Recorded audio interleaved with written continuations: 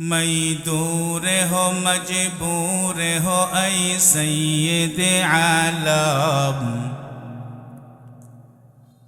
मजदूर हो मजबूर हो ऐ सैयद आलम। दीदार दिखाते नहीं आवाज सुना दो। दीदार दिखाते नहीं आवाज सुना दो। दुनिया में हो दुनिया का तलबगार नहीं हो। दुनिया में हो दुनिया का तलबगार नहीं हो। बाजार से गुजार खरीदार नहीं हो। बाजार से गुजार खरीदार नहीं हो। कौनैन का मुख्तार खुदा तुमको बनाया। कौनैन का मुख्तार खुदा तुमको बनाया। उम्मत की निगाहबान खुदा तुमको बनाया। उम्मत की निगाहबान खुदा तुमको बनाया। या रब मेरे आँखों में समा जाए मदीना। या रब मेरे आँखों में समा जाए मदीना। मुद्दत से मेरा दिल में तमन्नाए मदीना। मुद्दत से मेरा दिल में तमन्नाए मदीना। तलवार बकट हो के निकल मैदान आसिर। तलवार बकट हो के निकल मैदान आसिर। दुश्मन के मुकाबिल तो लगा नारे तकबीर। दुश्मन के मुकाबिल तो लगा नारे तकबीर। तो मर्द मुसलमान हो तो मर्द मुसलमान। तो मर्द मुसलमान हो तो मर्द मुसलमान। एक हाथ में तलवार एक हाथ में कुरान। एक हाथ में तलवार एक हाथ में कुरान। अल्हम्दुलिल्लाह। জামিয়া আল উসমান কৌমি মাদ্রাসা ও জামিয়া আল মুঈন মহিলা মাদ্রাসা দিয়ারচর মাওলানা বাড়ি শ্রীবর্দিয়ার উদ্যোগে 2 দিনব্যাপী 21 সালা বিষয়ভিত্তিক ইসলামী মহাসম্মেলনের সম্মানিত শ্রদ্ধাভাজন সভাপতি, মঞ্চে উপবিষ্ট যুগ শ্রেষ্ঠ ওলামায়ে কেরামগণ, আমার সামনে উপবিষ্ট পিতৃ সমতুল্য বাবাজিরা, সমবয়সী যুবক ভাইরা, স্নেহের ছোট কচি কাচারা, পর্দার অন্তরালে অত্যন্ত সাধবী সুধবী আমেলা সলেহা আমার মা ও বোনেরা, সম্মানিত উপস্থিতি, মহান প্রভুর দরবারে শুকরগুজার হচ্ছি যে প্রভু আপনাকে আমাকে অত্যন্ত দয়া করে মায়া করে মেহেরবানি করে জালিসুর রহমান তথা বেহেশতের বাগানে কোরআন ও সুন্নাহর আলোকে কিছু কথা শুনবার এবং বলবার তৌফিক দান করেছেন। সেই মহান প্রভুর দরবারে অন্তরের অন্তরস্থল থেকে কালিমাতুশ শুকরগুজার হচ্ছি আলহামদুলিল্লাহ। আল্লাহ রব্বুল আলামিন বলেন, যদি কোনো ব্যক্তি আল্লাহ পাকের নিয়ামত পাইল আর নিয়ামত পাওয়ার পরে নিয়ামতের শুকরিয়া আদায় করলো, আল্লাহ পাক তার নিয়ামতকে বাড়িয়ে দেয়। বলেন সুবহান। আল্লাহ রব্বুল আলামিন তার পবিত্র কালামুল্লাহ শরীফের ভিতরে বলেন, বিসমিল্লাহির রহমানির রহিম। لئن شكرتم لأزيدنكم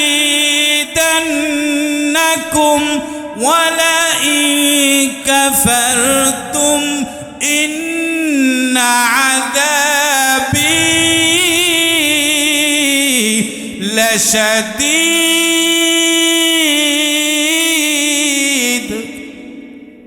আল্লাহ রাব্বুল আলামিন বলেন, যে ব্যক্তি আমার নিয়ামত পাইল, নিয়ামতের শুকরিয়া আদায় করলো, আমি ওই ব্যক্তির নিয়ামতকে বাড়ায় দিই। বলেন সুবহান। আল্লাহ রাব্বুল আলামিনের অসংখ্য নিয়ামতের সাগরের মধ্যে আমরা হাবুডুবু খাচ্ছি, ঠিক কিনা? কি পরিমাণে নিয়ামত আল্লাহ তাআলা আপনাকে আমাকে দান করেছেন। ওই নিয়ামতের একটি কথায় আপনাদের সামনে একটি সূরা আয়াত, কয়েকটি আয়াত তেলাওয়াত করেছি। আল্লাহ রব্বুল ইজ্জতুল জালাল পবিত্র কোরআনের মধ্যে 114টি সূরা নাজিল করেছেন। তার মধ্য থেকে সিরিয়ালের দিক থেকে 27তম সূরা। সূরার নাম হচ্ছে সূরাতুন নামল। নামলুং শাব্দিক অর্থ হচ্ছে পিপিলিকা। বলেন আল্লাহু আকবার। বলেন তো পিপিলিকার কোনো দাম দুনিয়াতে আছে নাকি? আছে? নাই। ও বন্ধু, একটা পিপিলিকা নয়, 1 কেজি পিপিলিকা যদি আপনি শ্রীবর্দী বাজারে নিয়ে যান, নিয়ে যাওয়ার পরে যদি বলেন, ও ভাই এই যে 1 কেজি সুন্দর পিপিলিকা নিয়ে আসছি, মাত্র 50 টাকা কেজি দিব, আপনাদেরকে নেন? নিবে নাকি আরো লাঠি দিয়ে দৌড়ানি দিবে? বেটা, দুনিয়ার মধ্যে মানুষ মাছ বিক্রি করে, দুধ বিক্রি করে, শাক বিক্রি করে, গোশত বিক্রি করে, কাপড় বিক্রি করে, জুতা বিক্রি করে, কত কিছু বিক্রি করে। বেটা, পৃথিবীর শুরু থেকে নিয়ে আজ পর্যন্ত পিপিলিকা কেউ বিক্রি করছে এরকম ইতিহাস দুনিয়াতে নাই, ঠিক কিনা? বরং একটা পিপিলিকার দাম তো এমন নয়, একটা নয়, শত শত পিপিলিকাকে যদি আপনি মেরে ফেলেন। আমাদের বাংলাদেশে তো কুকুর মারলে বিচার হয়, বিড়াল মারলে বিচার হয়, ছাগল মারলে বিচার হয়, কবুতর মারলে বিচার হয়, পাখি মারলে বিচার হয়। কিন্তু আপনারা কি কখনো শুনেছেন পিপিলিকা মারলে কখনো বিচার হয় না? কিন্তু এরপরে আল্লাহ তাআলা কোরআনের মধ্যে পিপিলিকা নামক একটা সূরা নিয়ে আসছেন। আল্লাহু আকবার।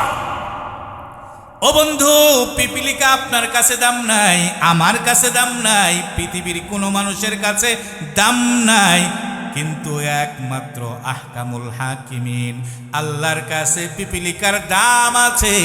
এই জন্য আল্লাহ তাআলা কোরআন শরীফের 114টি সূরার একটা সূরার নাম রাখছেন সূরাতুন নামল। বলেন সুবহানাল্লাহ। মাইলে মুমিন সুয়ে মুমিন মিশাওয়াত, মাইলে মুমিন সুয়ে মুমিন মিশাওয়াদ, মাইলে কাফের সুয়ে কাফের মিশাওয়াদ, মাইলে কাফের সুয়ে কাফের মিশাওয়াদ। আল্লাহু আকবার। ও বন্ধু, আল্লাহ রব্বুল ইজ্জতুল জালাল বলেন, এই যে 114টা সূরা আমি নাম রেখেছি, আমি নাজিল করেছি, এমনি নাম রাখি না, এমনি আমি নাজিল করি নাই। আমি আল্লাহ তাআলা 114টি সূরা কোরআনের মধ্যে নাজিল করে প্রত্যেকটা মানুষের জন্য জীবন কিভাবে পরিচালনা করবে, এই জীবন পরিচালনার জন্য আমি আল্লাহ তাআলা এক একটা সূরার নাম এক এক রকম করে রাখছি। বলেন সুবহানাল্লাহ। এই জন্য যিনারা কোরআনকে তাফসীর করেছেন, গোটা বিশ্বের মধ্যে যত তাফসীর বিদ্যা রয়েছে, গোটা বিশ্বের মধ্যে যত হাদিস বিশেষজ্ঞ রয়েছে, তাফসীর বিশেষজ্ঞের মধ্য থেকে আল্লাহর নবীর একজন সাহাবী, আর হাদিস বিশেষজ্ঞের মধ্য থেকে আল্লাহর নবীর একজন সাহাবী, দুইজন সাহাবীর নামই হচ্ছে আব্দুল্লাহ। তাফসীর বিশারদ কোরআনের ব্যাপারে আল্লাহর নবীর কাছে জিজ্ঞাসা করা হয়েছে, ওগো আল্লাহর নবী, কোরআনের কোন আয়াতের তাফসীর, কোরআনের কোন আয়াতের ব্যাখ্যা যদি আমরা না বুঝি, তাহলে কার কাছে গেলে আমরা বুঝবো? আল্লাহর নবী বলেন, আমার একটা সাহাবী আছে, ওই সাহাবীর নাম হচ্ছে হযরতে আব্দুল্লাহ ইবনে আব্বাস রাদিয়াল্লাহু তাআলা আনহু।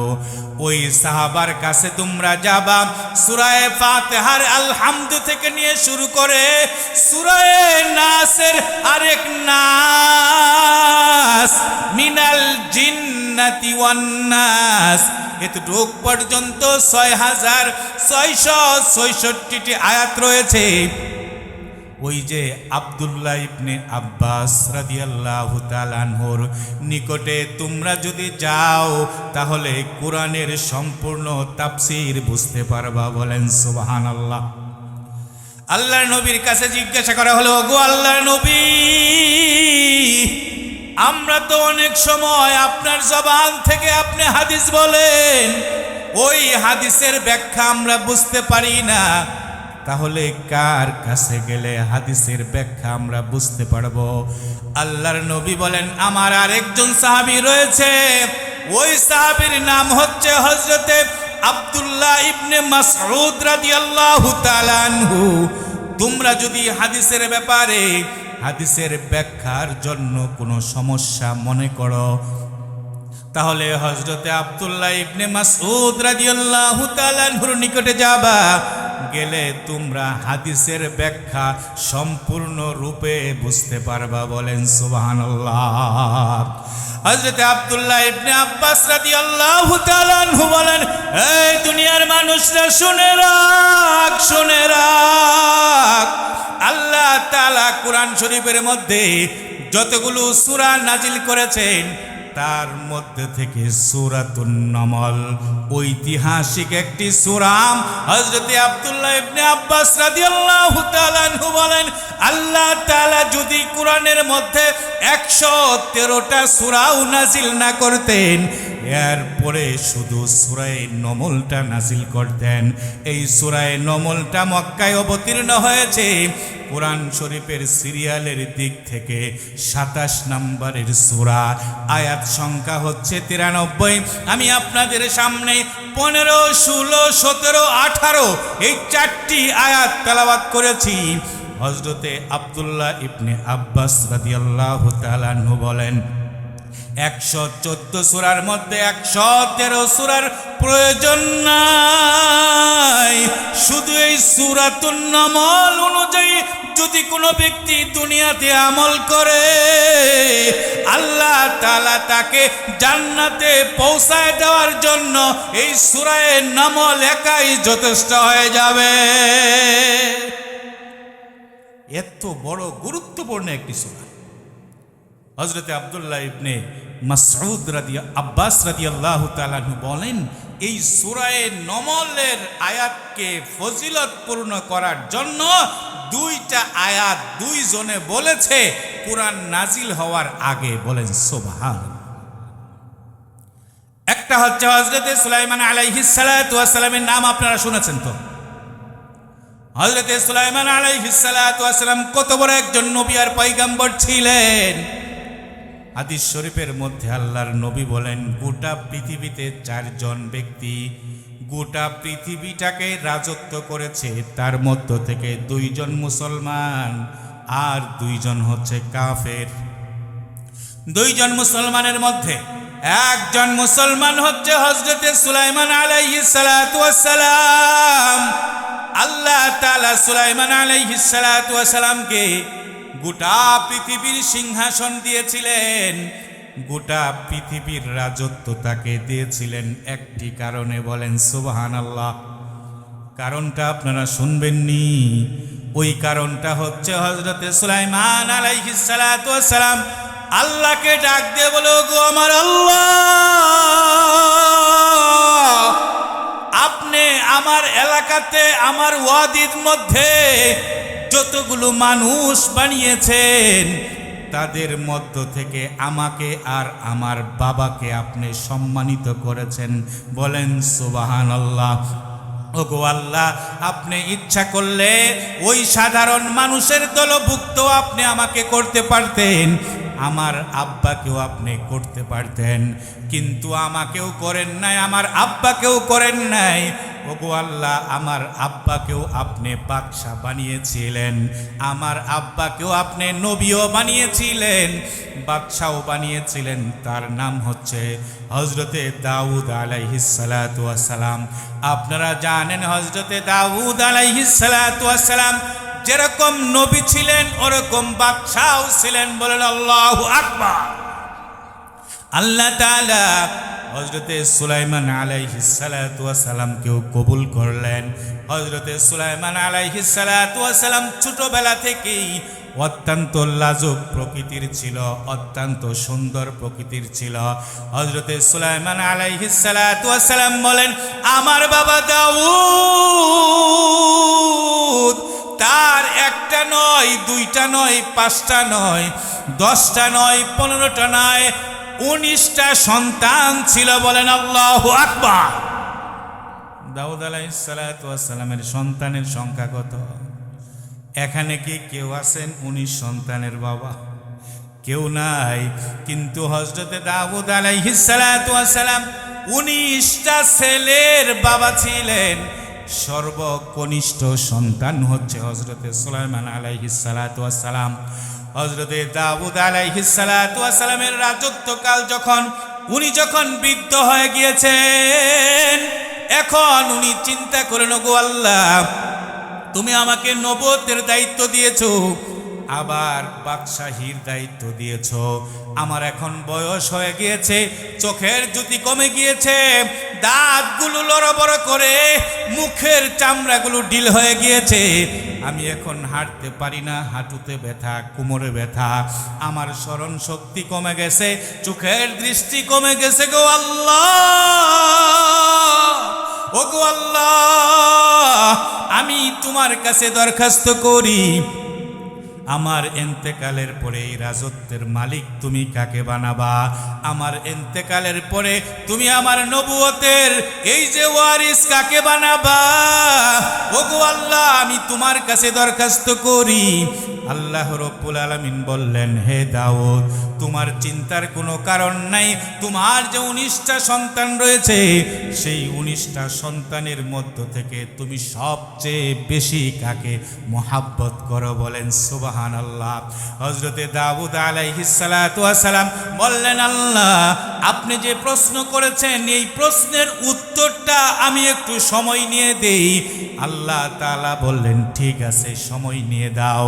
হযরতে দাউদ আলাইহিস সালাতু ওয়াস সালাম সকাল থেকে নিয়ে বিকাল পর্যন্ত রাজ সিংহাসনের ভিতরে দায়িত্ব পালন করতেন।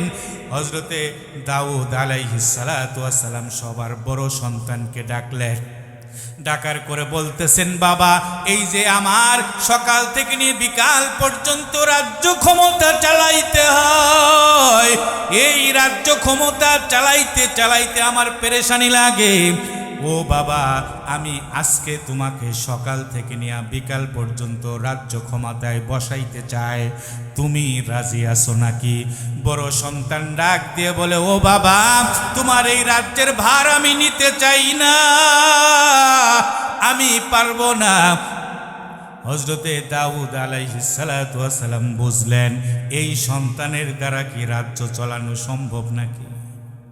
দ্বিতীয়টাকে ডাক দিলেন, চতুর্থ, পঞ্চম, দশম, 15, 16, 17, 18 সন্তানকে ডাক দিলেন, কোনো সন্তানই রাজি হলেন না। 19 নাম্বার সন্তানকে ডাক দিলেন, ও বাবা সুলাইমান, আমার শরীরটা এখন ভারী হয়ে গেছে, আমার মনটা এখন আর রাজ্য ক্ষমতা চলাইতে ভালো লাগে না, আমি তোমাকে এখানে বসাইতে চাই, তুমি রাজি আছো নাকি? সুলাইমান আলাইহিস সালাতু ওয়াস সালাম ডাক দে বলে, ও আমার বাবা, আপনি ডাক্তারি চিকিৎসা করান, আপনি কবিরাজি চিকিৎসা করান, আপনার শরীর যে পর্যন্ত ভালো না হয়েছে ততদিন পর্যন্ত আমি রাজ্য ক্ষমতা চালাইতে রাজি আছি। বলেন সুবহানাল্লাহ। এখন আমি আপনাদেরকে প্রশ্ন করি, বলুন তো দেখি, ওই যে 18 জন সন্তানকে নবী দাউদ ডাক দিয়ে জিজ্ঞাসা করেছিলেন, তোমরা মাত্র কয়েক ঘন্টার জন্য আমি একটু রেস্টে যাব, তোমরা একটু ক্ষমতাটা ধরো, তোমরা একটু সিংহাসনটা চালাও, কিন্তু নবীর অন্য সন্তানরা রাজি হয় নাই। এখন সুলাইমান যখন রাজি হয়েছে, আপনারাই উত্তর দেন তো দেখি, 18 সন্তানের দাম বেশি না এই এক সন্তানের দাম বেশি? সুলাইমানের দাম যখন বেশি হয়েছে, হযরত দাউদ আলাইহিস সালাতু ওয়াস সালাম রাজ্য ক্ষমতার মধ্যে অনেক সিদ্ধান্ত যখন দিতেন, বুড়া হয়ে গেছেন, বৃদ্ধ হয়ে গেছেন, সিদ্ধান্ত দেওয়ার ক্ষেত্রে দেখা যায় একটু উল্টাপাল্টা হয়ে যায়। এখন একজন ব্যক্তি, সুলাইমান নবী আলাইহিস সালাতু ওয়াস সালাম তখনও ছোট, মাঠের ভিতরে খেলাধুলা করে, তাকায় দেখে একজন ব্যক্তি আরেকজন ব্যক্তির হাতে একটা ছাগল, আরেকজন ব্যক্তির সাথে সাথে যাইতেছে। যাওয়ার পরে বাবার দরবারে গিয়েছে, দুজনের মুখে হাসি ছিল। কিন্তু যখন নাকি দাউদ আলাইহিস সালাতু ওয়াস সালামের দরবার থেকে চলে আসতেছে, যাওয়ার সময় দেখেছে একজনের হাতে ছাগল ছিল, কিন্তু এখন যখন আসতেছে, আসার সময় দেখে ছাগল আরেকজনের হাতে। যাওয়ার সময় যার হাতে ছাগল ছিল তার মুখে হাসি ছিল, আসার সময় এখন দেখে ছাগল আরেকজনের হাতে, যার হাতে ছাগল ছিল তার চোখের ভিতরে পানি।